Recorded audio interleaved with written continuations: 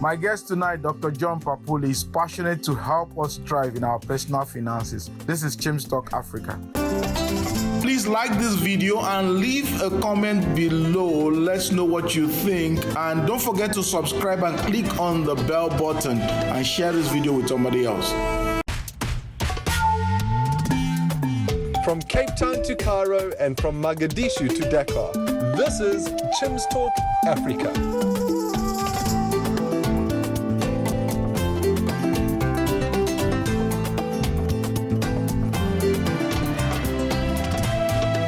And now here's your host, Chim Onyibilanma. Welcome, dear viewers, to this segment of your show. Like I said in the beginning, my guest today is Dr. John Mphapuli. Dr. John, you're welcome to the show. Thank you, my brother. John is a public speaker, but he's also the executive director or the managing director for SA School of Millionaires. And you know, John, whenever I say that word, School of Millionaires, I start to think of prosperity teachers, which I know you're not. And I'm going to come to you with that question very soon. But John is also the author of the book, The 7 Opposite Directions That Separates the Rich from the Poor. Am I correct? Yep. And this book will tell you how to get it later. But John, you have a passion to help everybody in Africa with the issue of personal finance. Mm-hmm. In this day of age where we are almost tired of the televangelist who comes to us saying he's going to lift us up with our finances, and he ends up being a charlatan because he just wants our money. But you are not a, put inverted comma, prosperity teacher or the televangelist normally who comes to give you miracle money. What's the difference between what you are seeking and what they are seeking to do? Thanks, Tim, and it's really an honor to be here. The biggest difference between televangelists who talk about prosperity gospel, as you have said, is that they will always tell you about giving money, but they will never tell you of how to.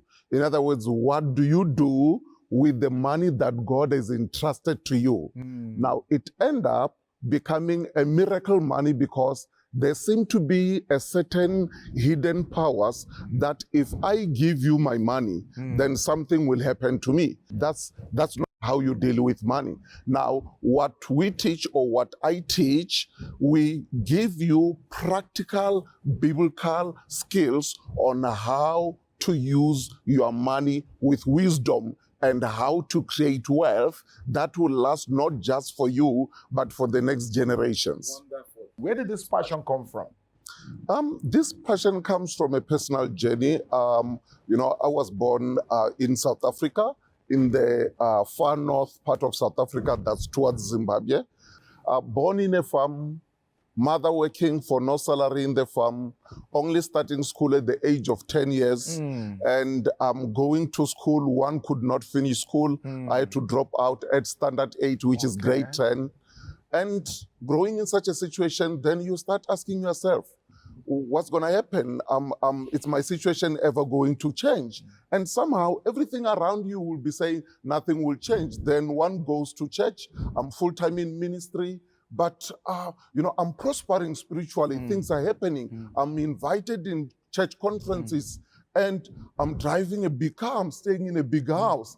But when I look into my financial situation, I knew what people saw at me did not reflect my financial position. Then I started asking a question to say, there is no reality in this. Yes, I appear in good clothes and driving a nice car. Can I substantiate that? It cannot be. Then I started really seeking, the truth about finances. Does the Bible say anything about my finances, or does the Bible only say anything about, healing, deliverance, and getting saved and faith? And where do I apply this faith?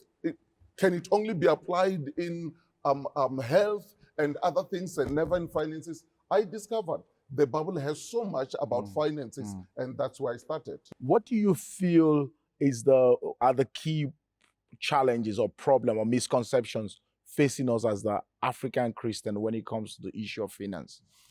I think the biggest problem that we're having, Chim, is that people believe that once they give, they can go and sleep or they can fold their arms. Then God has to sort out their financial situation. Okay. This is, and can I say, Tim, the biggest problem is even with tithe, people believe that I must give my 10% faithfully, but I must go and spend my 90% carelessly, and God is bound to bless me with my carelessness because I've given him the 10%. Okay. And I'm saying that's not the truth. Okay. I think the church is guilty, and especially those of us who are in full-time ministry, that we have so much spoken with people about the 10%. And we have said almost nothing about the 90%. And hence, what do the church members do? They give the 10%, they go and squander their money on clothes and cars and fancy things. And at the end of the day, they are broke and they become very angry. Where do we start from? What do you teach in terms of how to handle the 90%? Now, if you say, where do we start? Maybe we must say, in Proverbs 13, verse 7, the Bible says, one man pretends to be rich, yet has nothing. Another pretends to be poor, yet has great wealth.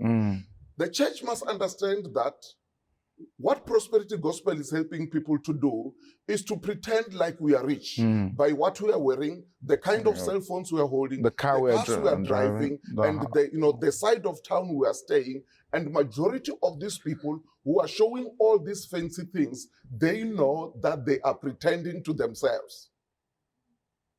If Christians can stop pretending to be what they know they are not, to pretend by wearing a jacket or a suit or a shoe as if I'm rich, and especially on Sunday morning, go to churches and see how people are wearing when they're going to church on Sunday morning. You will never believe that there is any person poor among them because we pretend by the cell phones and the clothes we're wearing. The truth of the matter is some of them, when they leave church, after wearing beautiful dresses and expensive suits and shiny shoes, they don't even have food at home. So this is the pretense that people, and this pretense, Tim, you can see it from the book of 2 Kings chapter 2, from verse 1 to verse 3.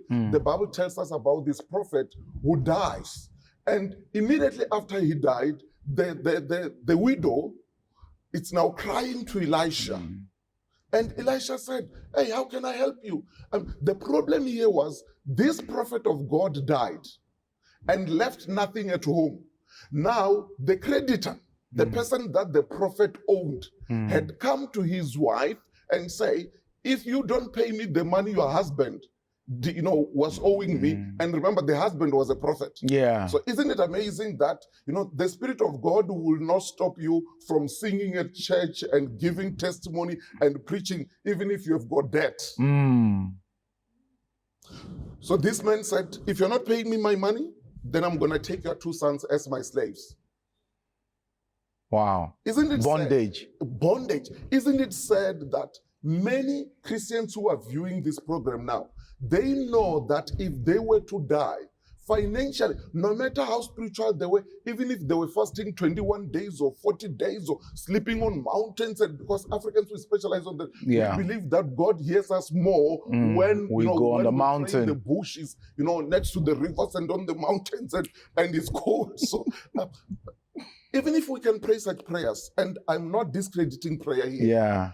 Prayer, it's not a substitute for your financial position.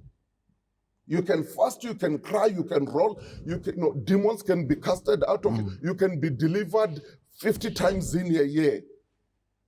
It does not deliver you from poverty. Because poverty can only be dealt with what we do. Now, this man, Elisha says to this widow, what do you have in your house? This woman says, absolutely nothing. There's nothing there. So this prophet dies with nothing. And just to go through, let's go to 1 Timothy chapter 5, verse 7 to 8.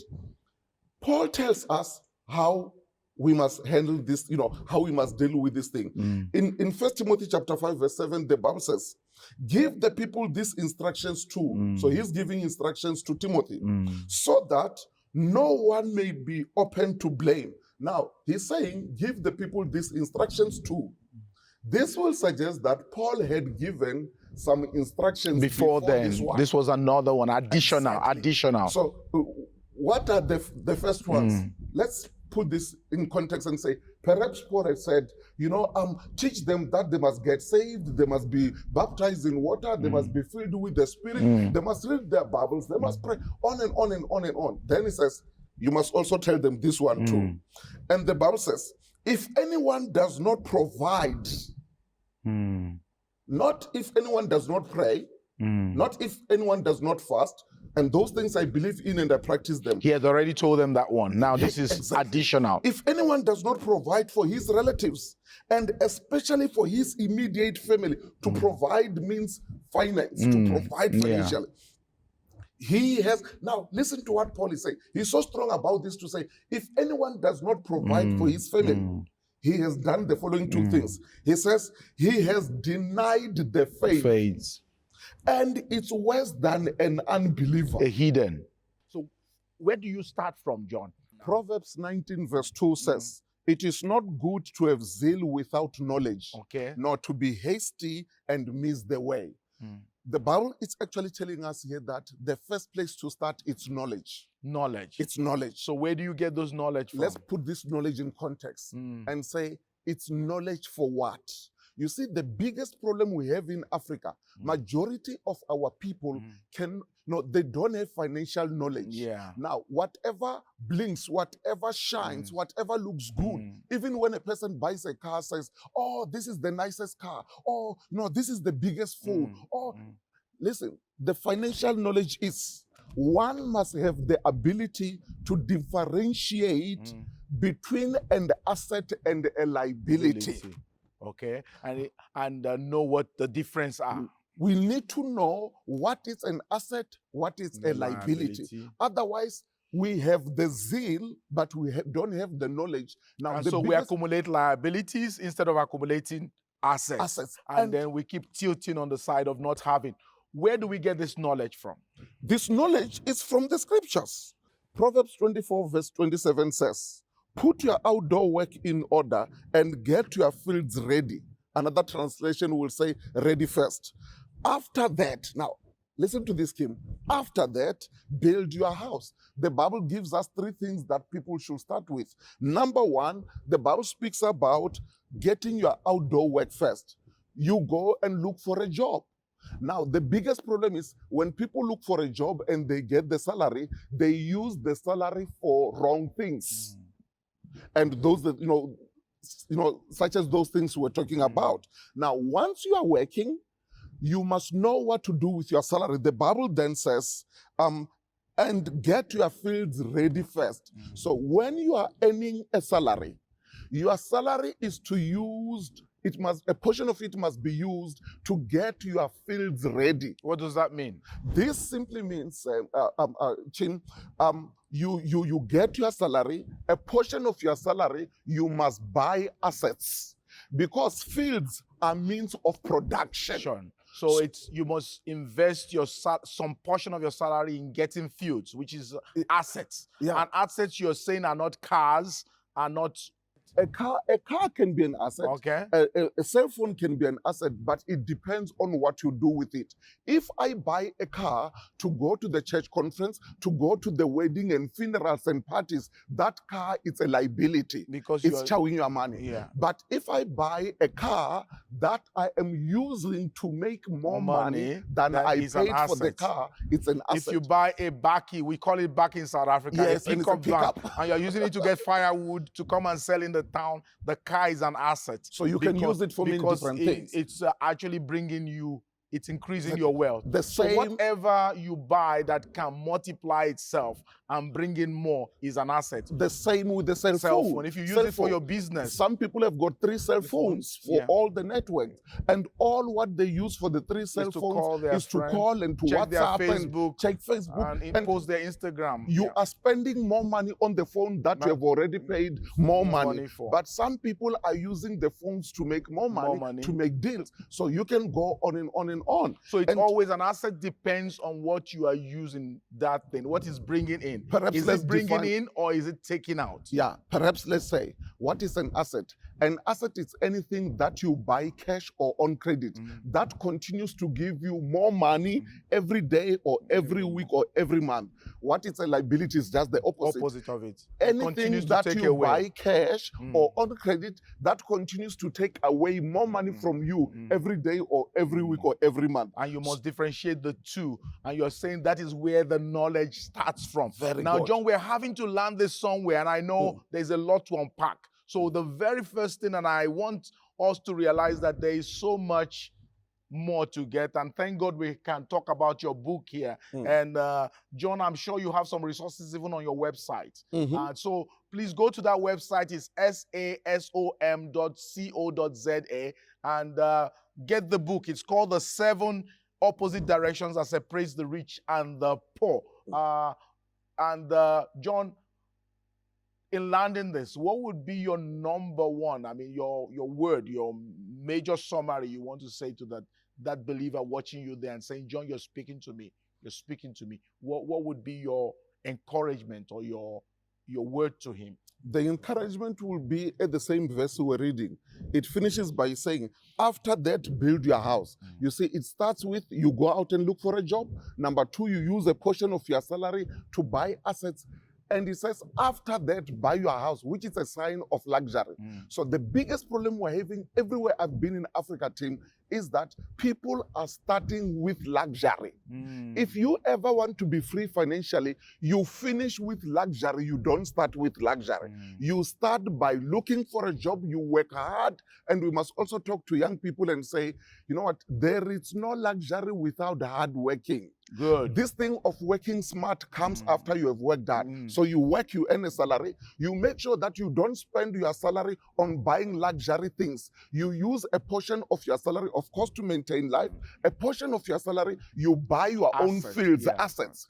And after you have got assets, then you can buy or build your own house, which is luxury. You can go to holiday, you can wear expensive shoes and clothes and whatever. Because you've already followed the proper journey. Now, your assets will take care of the enjoyment that you want. But if you start by buying nice cars, nice clothes, cell phones and whatever, you will work forever. You will never come to rest. And when you lose your job, you lose everything. Everything, because it should be the other way around. John, you have really brought a lot of thought-provoking things here, and this is very, very good, meaty stuff.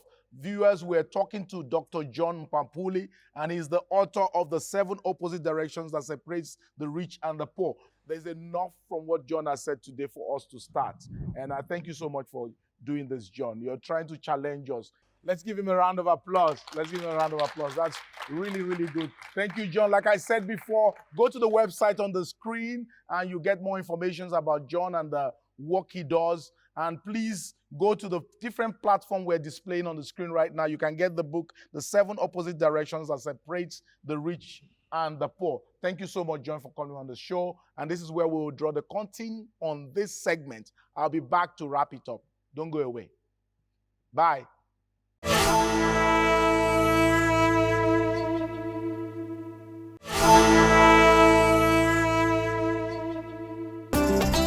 Please like this video and leave a comment below. Let's know what you think. And don't forget to subscribe and click on the bell button and share this video with somebody else.